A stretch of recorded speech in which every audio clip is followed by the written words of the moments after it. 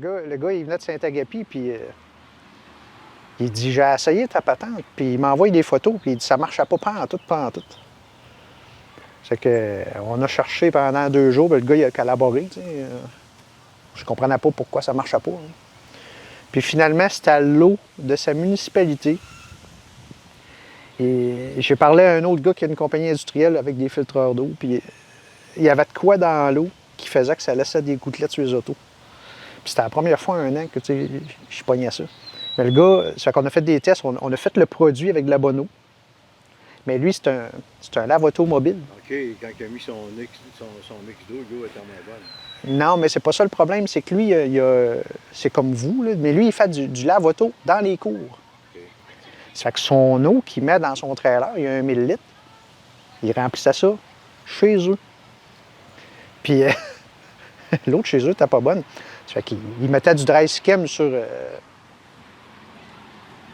son trailer, il avait un trailer noir, puis il rinçait ça.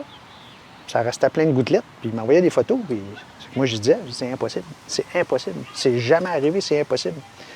Puis c'est à l'eau. Parce que j'ai dit, monte chez nous avec ton trailer, puis j'ai dit, on va le refaire. Ça fait qu'au début, on a juste fait le dry skim avec de la bonne eau, puis rincé avec de la mauvaise eau, parce que je voulais voir si c'était le dry skim. Puis là, ben, ça marchait pas. Ça fait que là, j'ai dit, apporte ton trailer chez nous. J'ai même pas. Lui, il avait mis du dry skim, puis il était tout plaqué. Hein. J'ai même pas mis de dry skim dessus. J'ai juste poigné à hausse à pression, puis j'ai fait ça, puis il est revenu beau. L'eau a coulé à terre. Ça fait que j'ai dit, le gars, il était là, il regardait ça. Il dit, l'eau coule. Ben, j'ai dit, tu vois bien que c'est ton eau. J'ai dit, je n'ai même pas encore mis, puis ton trailer est venu bien beau. Ça fait que ça pourrait arriver qu'il y ait certaines places que l'eau puisse. Samedi, je vais rencontrer des pompiers. Ça va marcher, ça. Les autres, ils ont l'eau dure. Mais eux autres, c'est pas de.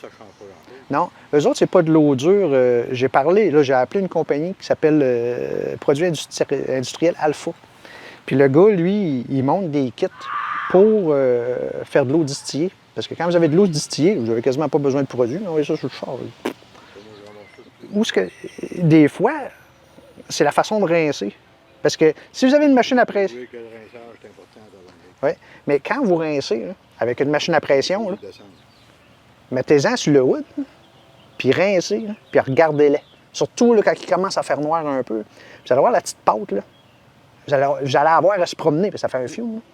Vous allez voir la petite pâte à se promener. Là. Puis là, vous en repassez une deuxième fois. Là. Puis on dirait que la petite pâte, c'est en main égale. Là, c'est ça, je fais ça. Ça revient comme ça. Mais c'est juste une petite brune. Comme si vous le peinturez. Ça fait que vous le voyez, là, la petite brune, ça fait comme des petites bulles blanches. Là, puis là vous commencez par le top. Vous en mettez partout dans les vitres. Puis vous rincez ça, puis il reste rien. Il ne reste même pas de goutte dans les vitres. Ah, mais il faut vraiment que ça soit une brune. Puis le gars qui a des camions, comme je vous disais, là, ce qui est génial, c'est qu'on a fait des tests pendant 1 mois. Un truck avec dry skim, puis un truck pas de dry skim. Même pas de produit. Juste la hausse à pression puis les mouches de colle. La pâte, elle reste tout le temps. Fait que quand il finit, il le remet.